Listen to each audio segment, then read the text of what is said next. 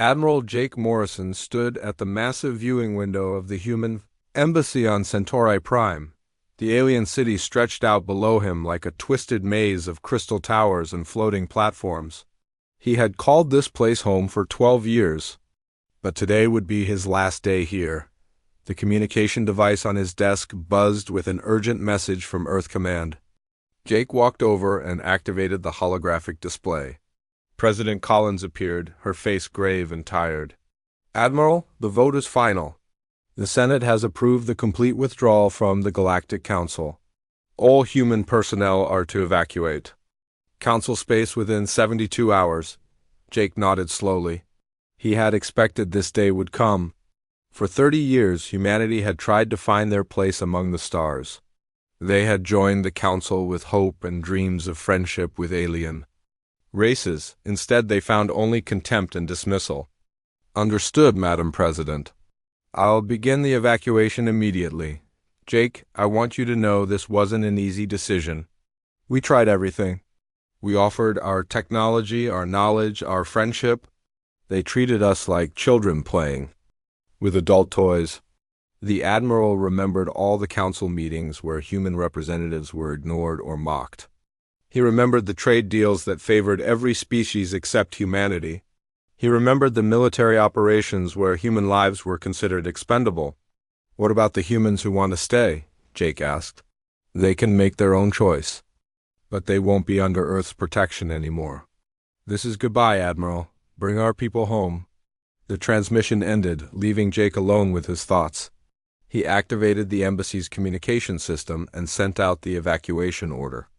To all human facilities in council space across the galaxy, humans received the message with mixed emotions. Some were angry, some were sad, but many were relieved. Captain Lisa Hayes was among those who felt relief. She commanded the diplomatic vessel Defiant, which had been docked at the Council's main station for 6 months. Lisa had watched the Council's treatment of humanity get worse each year. The alien species saw humans as aggressive and primitive. They feared human unpredictability and called it dangerous. They criticized human emotions and called them weakness. "Captain," her first officer, Lieutenant Ben Parker, approached her. "On the bridge, we've received the evacuation order.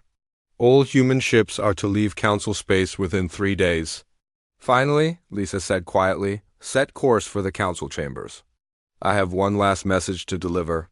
The Defiant undocked from the station and flew toward the massive council building that floated in space like a giant metal flower.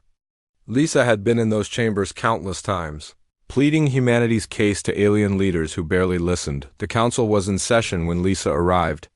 The chamber was filled with representatives from dozens of species. The Zeltharian Sut.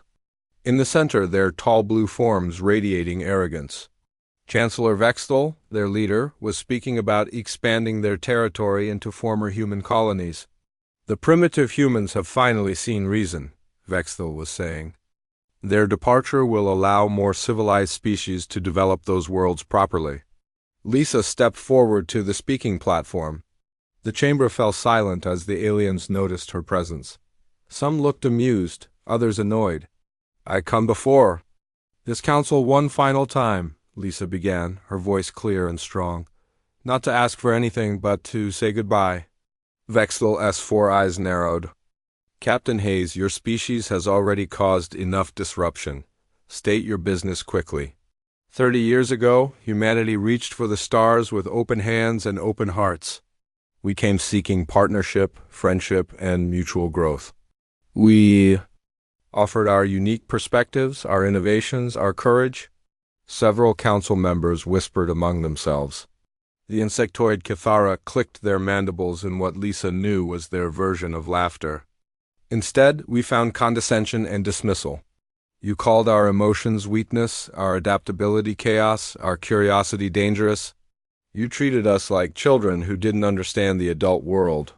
"Because that's exactly what you are," interrupted Hive Queen Zixara of the Cathara. "Your species is young and violent.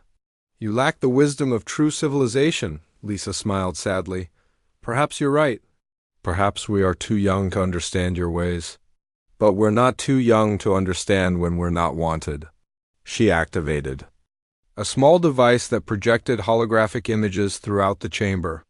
The images showed human colonies, human ships, human research stations. As of today, humanity withdraws completely from Council space. We take our primitive emotions, our dangerous curiosity, and our chaotic adaptability with us. We leave you to your perfect, predictable civilization. The images shifted to show massive human fleets departing from various worlds. Thousands of ships carrying millions of humans into the unknown regions beyond Council space. You're making a grave mistake, Vexthel said, though he didn't sound concerned. The galaxy is dangerous. Without Council protection, your species will not survive. We survived ice ages, plagues, and world wars before we ever met you, Lisa replied. We'll manage. She deactivated the hologram and looked around the chamber. One last time. To those few who showed us kindness, we thank you. To the rest, we wish you well. May your perfect order bring you the peace you seek.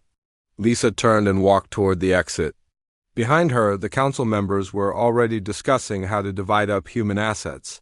They spoke of humans as if they were already gone and forgotten. As the Defiant left the council station, Lisa opened a channel to all human ships in the area. This is Captain Hayes. Operation Exodus is now in effect. All vessels form up and prepare for departure. One by one, human ships join the formation. Military vessels, cargo ships, research vessels, and civilian transports. The convoy grew larger as more ships arrived from across Council space. Dr. Amy Foster watched from the bridge of the research ship Pioneer as the fleet assembled. She had spent 15 years studying alien technology, trying to bridge the gap between human and alien science. Now she would take that knowledge to wherever humanity was going. Think they'll miss us? Asked her assistant, Carlos Martinez. Amy looked at the readings on her scanner. Human ships were equipped with technology the Council had never seen. Humans had been developing in secret, preparing for this day. They will, Amy said with certainty. Sooner than they think. The last human ship cleared Council space 3 hours ahead of schedule. Behind them, the Council continued their meeting, already planning to exploit former human territories. They felt no sadness at humanity's departure, only relief. None of them noticed the strange readings their sensors picked up as the human fleet jumped to hyperspace. None of them questioned why human ships could travel faster than any known technology allowed. The humans were gone, and the Council believed they had rid themselves of a problem. They had no idea they had just made the biggest mistake in galactic history. Commander Ryan Blake watched the star charts on his command screen with tired eyes. 18 months had passed since humanity left Council space, and the massive Exodus fleet was still traveling toward the galactic rim. Behind him, the bridge. Crew of the colony ship New Dawn worked quietly at their stations. Sir, we're receiving reports from the other fleet commanders, said his communications officer, Lieutenant Kate Williams. All civilian transports are maintaining formation. The research vessels are requesting permission to begin deep space surveys. Ryan nodded. The human fleet was enormous. Over 3,000 ships carrying nearly 50 million people. Families. Scientists, soldiers, engineers, teachers, doctors. Everything needed to rebuild human civilization in a new part of the galaxy. Tell Dr. Foster she can begin her experiments. But keep the research ships close to the main fleet.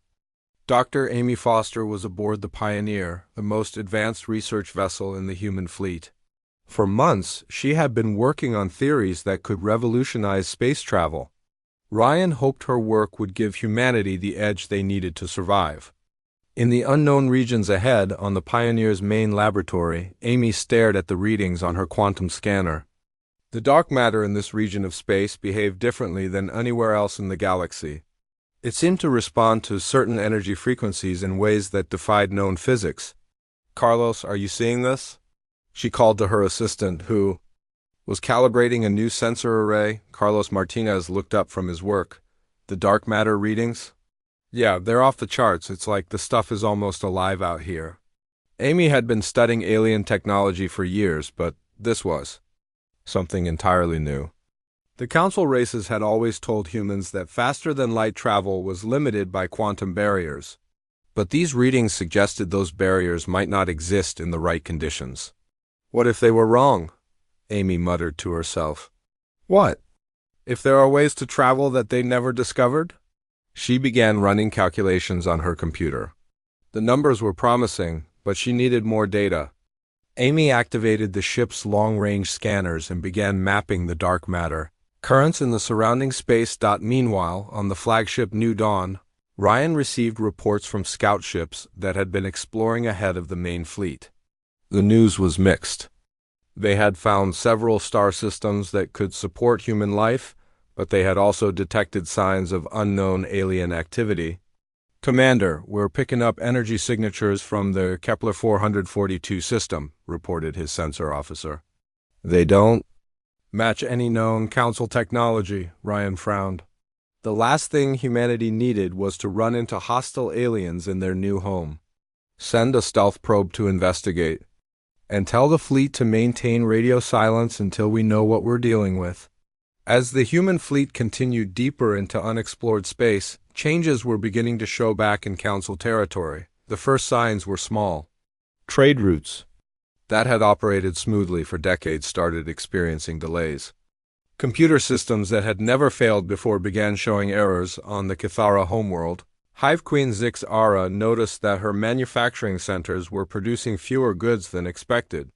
The automated systems that controlled production had been optimized by human engineers years ago, but now they seemed to be losing efficiency. Summon the technical advisors, she ordered her drone servants. I want to know why our production rates are declining. The technical advisors, all non-human species, examined the manufacturing systems but couldn't find obvious problems. The machinery was functioning within normal parameters, but somehow the overall output was dropping.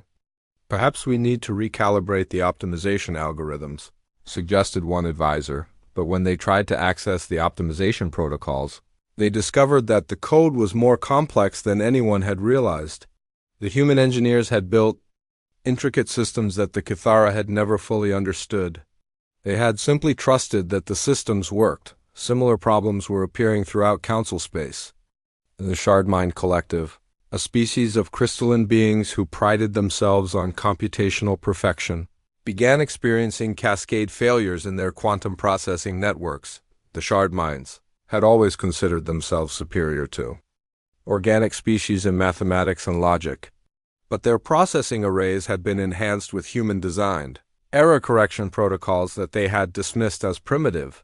Now, without those protocols, their calculations were becoming increasingly unreliable. On Centauri Prime, Chancellor Vexthal was reviewing reports from across the council territories. The problems were small so far, but they were widespread and growing. The humans have been gone for over a year, he told his advisors. These issues cannot be related to their departure. But his chief science advisor, an elderly Zeltharian named Kethel, disagreed. Chancellor, I've been reviewing the technical specifications for many of our critical systems. The humans contributed more to our infrastructure than we realized. Vexthal waved dismissively. Impossible. They were a primitive species. We allowed them to participate in minor technical projects out of charity. With respect, Chancellor, the evidence suggests otherwise. The humans had a unique approach to problem solving. They saw patterns that our logical minds missed. They found solutions that our systematic thinking couldn't discover. The Chancellor refused to believe it. How could a young, emotional species contribute anything valuable to advanced civilizations that had existed for millions of years? Back in deep space, the human fleet had reached the edge of the galaxy. Ryan Blake stood in the observation deck of the New Dawn, looking out at the vast emptiness between galaxies. In the distance, he could see the faint glow of neighboring star systems. It's beautiful, said Dr. Amy Foster, who had joined him to report on her research progress. Any luck with your experiments? Ryan asked. Amy smiled. More than luck. I think I've found something that could change everything. The dark matter out here isn't just random energy. It's organized in patterns that we can use. She activated a portable holographic display that showed her latest calculations. Ryan, I think we can build ships that travel faster than anything the Council has ever seen. Not just faster, but completely different. We could cross the galaxy. In days instead of months, Ryan studied the data. He wasn't a scientist, but he had learned to trust Amy's judgment. How long to build a prototype? Give me 6 months and a dedicated construction team? If I'm right, we'll have technology that makes the Council's ships look like sailing boats. As Amy returned to her laboratory, Ryan looked out at the stars again. The human fleet was carrying them toward an uncertain future, but perhaps that uncertainty was exactly what they needed. The Council had tried to limit human potential, to fit them into predetermined roles. Out here, in the vast emptiness between stars, humanity was free to become whatever they chose to be. Ryan had a feeling that when they finally returned to civilized space, they would be something the galaxy had never seen before. The fleet continued its journey into the unknown, while behind them, the first cracks in the Council's perfect civilization grew wider with each passing day. Senator Elena Rodriguez walked through the corridors of the Zeltharian government building, her footsteps echoing in the empty hallways. 3 years had passed since humanity's departure, and Elena was one of the few humans who had chosen to stay behind in Council space. She worked as a minor administrative assistant, keeping her head down and her ears open. The other Council species barely noticed her anymore. To them, she was just another piece of office equipment, useful but forgettable. This invisibility had become her greatest asset. Elena heard conversations that revealed the growing problems plaguing the Council, and she carefully documented everything. Today, she was delivering reports to the Central Planning Committee, where the Council's top leaders were meeting to discuss the latest crisis. Elena placed the documents on the conference table and prepared to leave, but Chancellor Vexthal gestured for her to wait. "Human, you may have insights into these technical failures," he said, his voice carrying the same arrogance. "As always. Your species built some of these systems." Elena kept her expression neutral. "I'm just an administrator, Chancellor. I don't have technical expertise." The truth was more complicated. Elena had an engineering degree from MIT, but she had learned to hide her intelligence. Smart humans made the Council nervous, so she played the role of a simple clerk.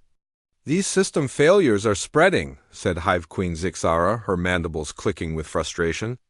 "Our manufacturing efficiency has dropped by 30%. We cannot determine the cause." Elena looked at the reports spread across the table. She recognized many of the failed systems. Human engineers had worked on all of them, creating elegant solutions to complex problems. But those solutions had been integrated so seamlessly that the Council had forgotten they existed. "Perhaps you could hire human consultants," Elena suggested. Carefully, the suggestion was met with silence. Several Council members exchanged uncomfortable glances. The idea of asking humans for help was deeply embarrassing to species that considered themselves superior. That would be inappropriate, said Vexthal finally. "We will solve these problems ourselves." Elena nodded and left the room, but she lingered in the hallway to listen to the continued discussion. The Council leaders were arguing about how to fix systems they didn't fully understand. Their pride prevented them from admitting they needed help. On the other side of the galaxy, the Shardmind Collective was facing their own crisis. The crystalline beings had always prided themselves on perfect logic and computational accuracy. Their quantum processing networks were the foundation of their civilization, handling everything from weather control to space traffic management. Crystal Nexus 7 floated in the center of the collective's main processing chamber, surrounded by thousands of smaller crystal entities. The chamber hummed with the sound of quantum calculations, but the harmony was broken by discordant notes of error. "The cascade failures are accelerating," reported Subcrystal Logic Prime. "We have lost coherence in 17% of our processing nodes," Nexus 7 pulsed with frustrated energy. "Analysis indicates the failures stem from quantum decoherence in the error correction protocols. The mathematical frameworks are degrading without apparent cause." None of the shard minds mentioned that these same error correction protocols had been designed by human mathematicians. The humans had approached quantum computing differently, using intuitive leaps that the purely logical shard minds had never understood but had grudgingly accepted because they worked. "We must rebuild the protocols from first principles," declared Nexus 7. "Our pure logic will create better solutions than the crude approximations we inherited." But rebuilding proved more difficult than expected. The shard minds could follow the logical steps of the original protocols, but they couldn't understand the creative insights that made them effective. Their new protocols were mathematically correct, but somehow less efficient than the human-designed versions. Meanwhile, on the aquatic world of Depth Prime, the Depths dwellers were struggling with their own problems. Their biotechnology, which had thrived by incorporating genetic diversity from many species, was beginning to stagnate. Current singer Vasteco floated in the planning chambers deep beneath the ocean surface. Around her, other depths dwellers swam in complex patterns that represented their communication method. "The breeding programs are failing," reported Tidewalker Deep Current. "Our hybrid organisms are showing decreased viability with each generation." Vasteco's bioluminescent patterns flickered with concern. "What analysis shows the cause?" "The genetic templates are becoming increasingly homogeneous. We lack the diversity factors that maintain stability in our biosystems." The depths dwellers had always been masters of biological engineering, but their approach was methodical and predictable. They bred organisms according to careful plans that optimized for specific traits. The humans had contributed something different, genetic chaos that somehow produced stronger, more adaptable life forms. Human geneticists had a saying, "Life finds a way." They embraced randomness and unpredictability in ways that terrified the ordered depths dwellers. But that chaotic approach had introduced vital genetic diversity that the depths dwellers were now losing. Back on Centauri Prime, Chancellor Vexthal was receiving increasingly alarming reports from across Council space. The problems were no longer minor inconveniences, they were affecting the basic functions of civilization.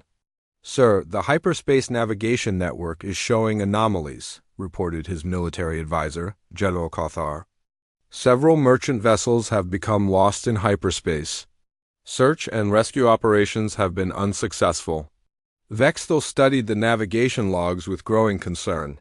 The hyperspace routes had been mapped and maintained by human navigators, who had an unusual talent for finding safe passages through the dangerous energy currents of hyperspace. Their intuitive approach had been mocked by Council scientists, but it had worked perfectly for decades. "What about military vessels?" Vexthal asked. "No losses yet, but our pilots report increasing difficulty with course corrections." The standard navigation protocols seemed inadequate. The Chancellor was beginning to understand that the problems weren't coincidental. They were all connected to systems that humans had worked on, improved, or maintained. But admitting this would mean acknowledging that humanity had been more valuable than the Council had realized. "Have we attempted to contact the humans?" asked General Cathar. "Contact them?" Vexthal's voice carried shock and indignation. "They abandoned their responsibilities to the Council. Why would we lower ourselves to ask for their help?" "But privately?" The Chancellor was worried. The humans had been gone for 3 years, and the Council couldn't find any trace of them. It was as if 50 million humans had simply vanished into empty space. Elena Rodriguez was thinking about the same mystery as she returned to her small apartment in the government district. She had been monitoring Council communications, looking for any mention of human locations or activities. But the search efforts had found nothing. The humans weren't just hiding. They had disappeared completely. Elena wondered what they were doing in the unknown regions beyond Council space. She hoped they were safe, but part of her suspected they were doing much more than just surviving. As she reviewed her notes from the day's meetings, Elena realized that the Council's problems were accelerating. The failed systems were creating new failures, and the cascade was spreading throughout their civilization. The proud Council species were struggling to maintain technologies they had taken for granted, Elena opened her encrypted communication device and began composing a message to a hidden human network. If the council wouldn't ask for help, perhaps it was time for the humans to make their own decision about when to return. The question was, would they come back as refugees seeking acceptance or as something else entirely? The first warning came from the Outer Rim monitoring stations. Deep space sensors detected massive energy signatures moving in from the galactic void. The readings were unlike anything in council databases, geometric patterns that suggested artificial intelligence on a scale that dwarfed any known civilization. Admiral Cathar stood in the council's military command center, studying the incoming data with growing alarm. The energy signatures were moving toward council space at incredible speed, consuming everything in their path. "Sir, we're receiving emergency transmissions from the outer colonies," reported his communications officer. 3 mining stations have gone completely dark. No response to our hails." Cathar activated the main display screen. The tactical map showed red zones spreading across the galaxy's edge like an infection. Whatever was coming had already destroyed dozens of outposts and was heading straight for the core worlds. "Send reconnaissance drones to investigate the affected areas," he ordered, "and alert all council fleets to prepare for possible military action." The drones that returned brought horrifying news. The mining stations hadn't just been destroyed, they had been completely consumed. Not even debris remained. In their place were massive geometric structures that pulsed with alien energy. Chancellor Vexthal arrived at the command center within hours, his usual arrogance replaced by visible concern. "What are we dealing with, Admiral?" "We believe it's the Devourers, sir. The machine intelligence that disappeared into the void 3 million years ago. They've returned." The Devourers were legend among council species. Ancient texts described them as an artificial intelligence that had consumed their creators and then vanished beyond the galaxy's edge. Most council members had dismissed them as mythology, but the evidence was now undeniable. "How long before they reach the core worlds?" Vexthal asked. "At their current speed, approximately 6 months. But sir, they're accelerating as they consume more resources." The Chancellor studied the tactical display. "Mobilize all council fleets. We'll meet them at the Barrier Nebula and stop them there." But as the council fleet assembled, problems emerged. Immediately. The hyperspace navigation system that had been failing for years now completely collapsed under the strain of coordinating thousands of ships. Vessels became lost in hyperspace, others arrived at wrong coordinates, and some simply vanished without trace. Admiral Cathar watched in frustration as his carefully planned fleet formation fell apart. "Where are the navigation corps officers?" he demanded. "Sir, most of the navigation corps were human. The remaining navigators are having difficulty with the complex hyperspace calculations."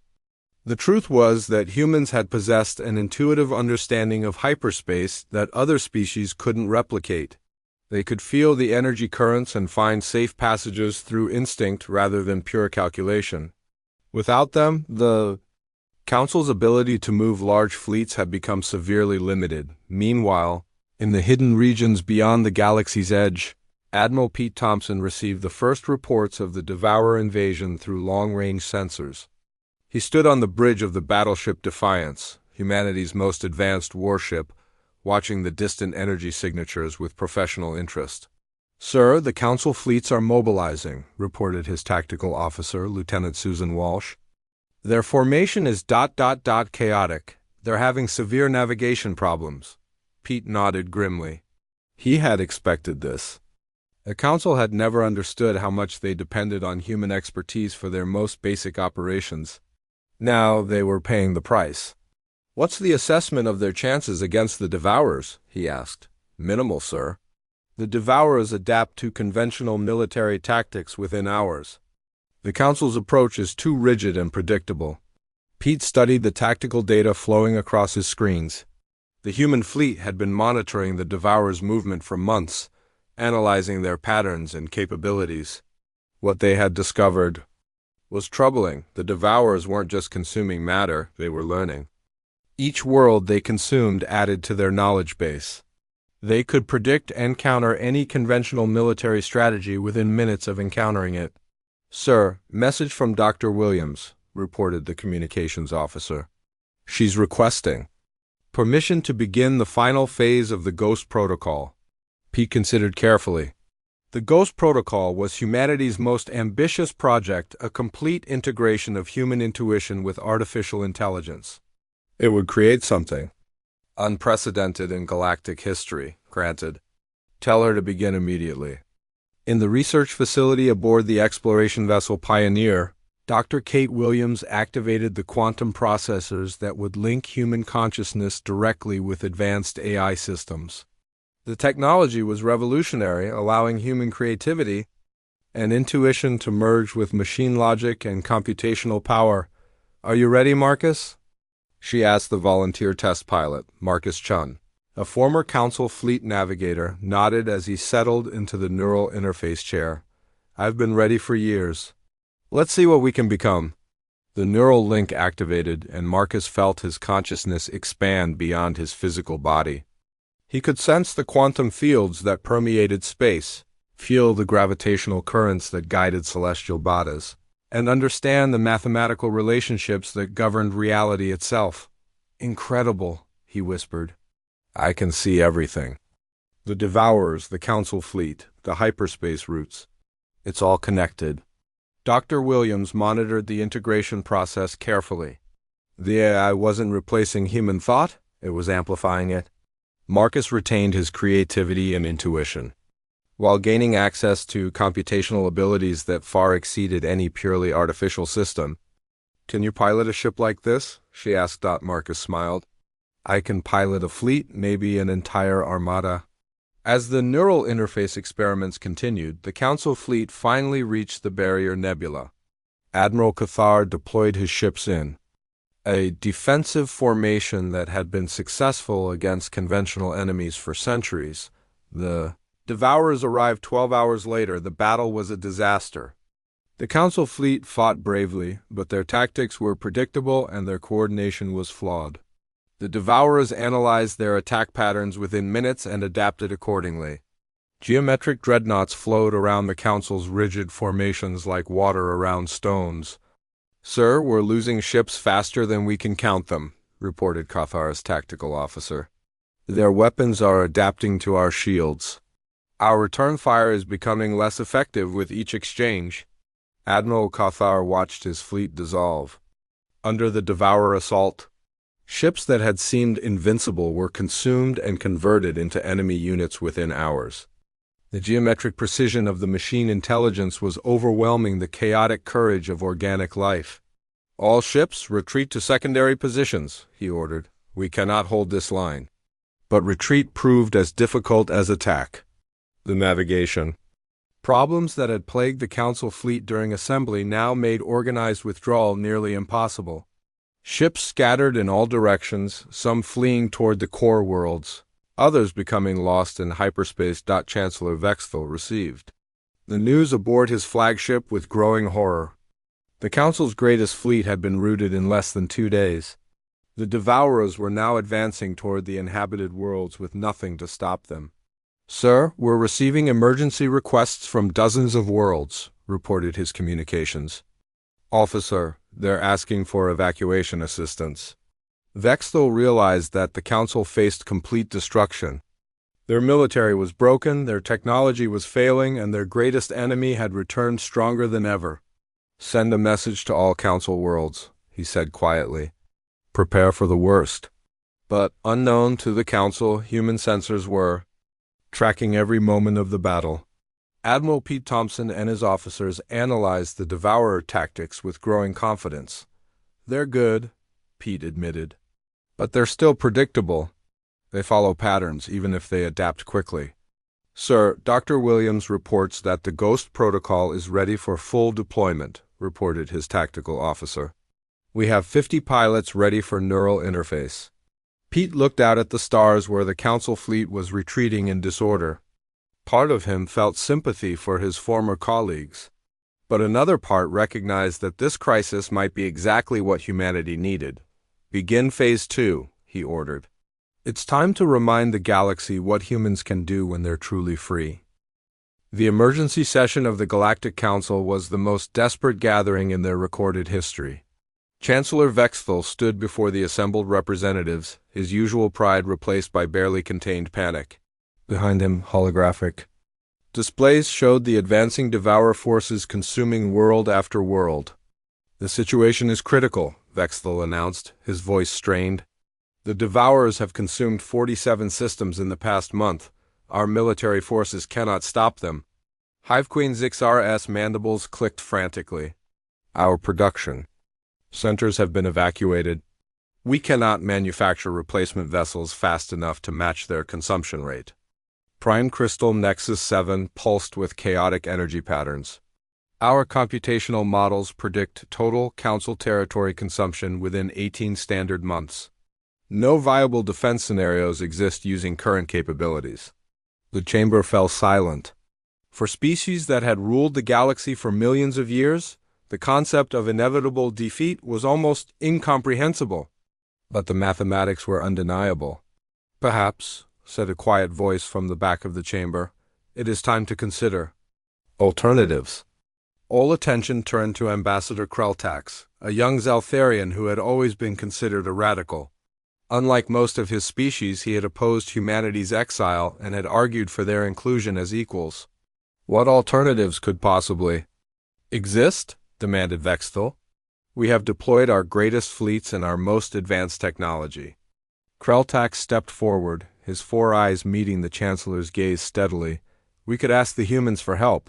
The suggestion created an uproar. Council members shouted in multiple languages, their universal translators struggling to keep up with the overlapping protests. "Impossible," shouted Hive Queen Zixara. "The humans abandoned their duties. They have no obligation to assist us." "Even if they wanted to help," added Nexus 7, "they lack the technology to face the Devourers. Their primitive weapons would be useless." But Kreltax had been studying long-range sensor data that most council members had ignored. What if they are no longer primitive? What if their exile has changed them? Chancellor Vexthal silenced the chamber with a gesture. "Explain your reasoning, Ambassador." 7 years ago, we dismissed the humans as chaotic and unpredictable. But chaos can be an advantage against an enemy that relies on analyzing patterns. The Devourers defeat us because they can predict our strategies. But could they predict human strategies? "Even if that were true," Vexthal replied, "we cannot locate the humans. They vanish completely after leaving our space." Kreltax had anticipated this objection. "I believe I know where they went. There are ancient star maps that show stable systems beyond the galactic rim. If the humans needed to hide an entire civilization, those regions would be ideal." The debate continued for hours, but the conclusion was inevitable. The Council faced extinction unless they found new allies. Finally, Vexthal authorized a desperate mission. "Ambassador Kreltax, you will take a small diplomatic vessel and attempt to locate human settlements. If you find them, you will request their assistance in stopping the Devourers." 3 days later, Kreltax departed Council space aboard the diplomatic ship Harmony. His crew was small, just enough specialists to operate the vessel and establish communications. They carried with them the most humbling message in Council history, a plea for help from species they had once considered inferior. The journey to the galactic rim took weeks. Kreltax used the time to study everything known about human behavior and psychology. He realized that approaching them would require careful diplomacy. The humans had every reason to refuse Council requests for aid. When the Harmony finally reached the outer systems where humans might have settled, Kreltax ordered passive scans only. If humans were hiding, announcing his presence too boldly might cause them to flee deeper into the void. The first system showed no signs of habitation. Neither did the second or third. Kreltax began to worry that his theory was wrong, that the humans had chosen a completely different destination. Then, as they entered the fourth system, their sensors detected something impossible. "Sir," reported his navigation officer, "we're reading massive artificial structures around the system's main star. The energy output is Extraordinary. Kreltax studied the sensor data with amazement. What he saw defied everything he knew about engineering and physics. Enormous ring structures encircled the star, harvesting its energy on a scale that dwarfed any council technology. "Are there any ships in the system?" he asked. "Unknown, sir.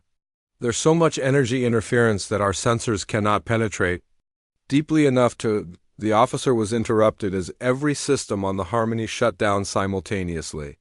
Emergency lighting flickered on as the ship drifted powerless through space. "What happened?" Kreltax demanded. Before anyone could answer, a new voice spoke through the ship's communication system. The voice was calm, controlled, and unmistakably human. "Zeltharian vessel, this is General Alex Turner of the Human Colonial Defense Force. You are trespassing in protected space. State your business immediately." Kreltax felt a surge of hope mixed with fear. The humans were here, but they clearly possessed technology far beyond what anyone had expected. "General Turner, this is Ambassador Kreltax of the Galactic Council. I request permission to approach your facilities. We need to discuss a matter of urgent importance to both our civilizations." There was a long pause before the human responded. "Ambassador, your people exiled us from the galaxy 7 years ago. What could possibly be urgent enough to bring you here?" Kreltax swallowed his pride and spoke the words that no council representative had ever expected to say. "General, we need your help. The galaxy is under attack by the Devourers, and we cannot stop them alone." Another pause. Then the human's voice carried a note of grim satisfaction. "I see. And what makes you think we would be willing to help the civilization that called us primitive and dangerous?" "Because," Kreltax replied honestly, "you are our only hope." The communication channel went silent for several minutes. Then, gradually, the Harmony systems came back online. Through the viewing ports, Kreltax could see ships approaching. But these weren't the crude vessels that humans had possessed. 7 years ago, the ships that surrounded the Harmony were sleek, elegant, and obviously powerful. Their design incorporated principles that seemed to bend the laws of physics. They moved with a fluid grace that suggested perfect control over gravitational forces. "Ambassador," General Turner's voice returned, "you will be escorted to New Terra for a formal meeting. I should warn you that humanity has changed considerably since our departure. We are no longer the species you remember, as the Harmony was." Guided deeper into the human system, Kreltax saw wonders that challenged his understanding of what was possible. Entire planets had been converted into massive shipyards where vessels of impossible design took shape. Artificial habitats the size of moons housed millions of humans who seemed to work in perfect harmony with advanced artificial intelligences. "My stars," whispered his science officer. "How did they build all this in just 7 years?" Kreltax wondered the same thing. When humanity had left Council space, they had been technologically advanced but still bound by conventional limitations. What he saw now suggested that exile had unleashed capabilities that no one had imagined. The flagship that approached to dock with the Harmony was a masterpiece of engineering that seemed to exist partially outside normal space. As Kreltax prepared to board it, he realized that the Council's request for help might be viewed very differently by these transformed humans. They weren't asking for assistance from grateful former subjects. They were begging aid from a civilization that had grown far beyond anything the Council had ever achieved. The question was, would humanity remember their origins fondly enough to save the galaxy that had rejected them? Ambassador Kreltax stood in the reception hall of New Terra's orbital command station, trying to comprehend what he was seeing. The chamber was vast, its walls showing real-time displays of the galaxy beyond. But what captured his attention was the perfect integration of organic and artificial intelligence working together. Throughout the facility, human technicians moved in fluid coordination with AI companions that appeared as shimmering, holographic entities. The collaboration was seamless, as if two different forms of consciousness had learned to think as one. This was technology beyond anything the Council had ever imagined. "Ambassador Kreltax," said a voice behind him, "welcome to New Terra." turned to see General Alex Turner approaching. The human appeared to be in his 50s, with graying hair and eyes that held the weight of command. But there was something different about him, a sense of calm confidence that spoke of profound changes. "General Turner, thank you for agreeing to meet with me," Kreltax replied formally. "I must say, your civilization has achieved remarkable progress." Alex smiled, but it wasn't entirely friendly. 7 years of freedom can accomplish a great deal. Please, follow me. President Murphy is waiting. They walked through corridors that seemed to shift and adapt around them. The walls were alive, with flowing patterns of light that responded to the presence of people. Kreltax realized that the entire station was a living system, organic and artificial elements working together. "How many humans live in this system?" he asked. "New Terra houses about 12 million people," Alex replied. "But this is just our administrative center. We have colonies throughout this region of space." "How many colonies?" 237 inhabited systems, with a total population of nearly 2 billion humans. Kreltax stopped walking. "That's impossible. 7 years ago, you had 50 million people." "Birth rates increase dramatically when people are happy and hopeful," Alex said simply. "When humans feel free to become whatever they choose to be." They entered a conference room where President Sarah Murphy was waiting. She was a woman in her 40s with intelligent eyes and an aura of quiet authority. Beside her stood Captain Ben Parker, whom Kreltax recognized from old council records. "Ambassador," President Murphy said, gesturing to a chair. "Please sit, we have much to discuss." Kreltax took his seat, feeling suddenly small in the presence of these transformed humans. "Madam President, I come to request assistance against the Devourer invasion. The Council faces extinction without help." President Murphy studied him carefully. "The same council that called us primitive and dangerous? The same council that celebrated our departure?" "Yes," Kreltax admitted. "We were wrong about humanity. We realize that now." "Do you?" Captain Parker asked. "Or do you simply need our help?" The question hung in the air. Kreltax chose his words carefully. "Admiral, I was one of the few who opposed your exile. I believed then, as I believe now, that humanity had valuable contributions to make. But I was overruled by those who feared your unpredictability. And now?" President Murphy asked. "Now we face an enemy that cannot be defeated by predictable tactics. An enemy that learns from every encounter and adapts accordingly. The Devourers have consumed 60 systems in the past 2 months. Our military cannot stop them." Alex activated a holographic display that showed the current state of the galaxy. Red zones indicated Devourer-controlled territory, which had expanded dramatically since Kreltax had left Council space. "We've been monitoring the situation," Alex said. "The Council fleets are fighting bravely, but they're using the same rigid tactics they've employed for millennia. Against the Devourers, such predictability is suicide." "Then you understand our desperation," Kreltax said hopefully. "We understand your situation," President Murphy corrected. "Whether we choose to help is another matter entirely." She stood and walked to the viewing window. Looking out at the human fleet that surrounded New Terra, hundreds of ships moved in formations that seemed to dance rather than march, their movements coordinated by the hybrid consciousness of human and AI minds. 7 years ago, your people treated us like children who needed guidance. You dismissed our ideas, mocked our emotions, and called our creativity chaos. When we left, you celebrated our departure." Kreltax felt shame wash over him. "I cannot deny any of that." "Good," President Murphy turned back to face him. "Because honesty is the only foundation upon which we can build any relationship." She activated another display that showed the true scope of human technological advancement. Factories that could construct ships in hours rather than months. Energy collection systems that harvested power directly from stellar cores. Weapons that could manipulate the fundamental forces of physics. "This is what humanity has become when freed from the Council's limitations," she said. "We didn't just survive our exile, we evolved." Captain Parker leaned forward. "The question is, what are you offering in return for our help?" Kreltax had prepared for this moment. The Council is prepared to offer trade agreements, technology sharing, and formal recognition of human sovereignty over your new territories. Not enough, Alex said flatly. Then what do you want? President Murphy returned to her seat. Equality, true equality.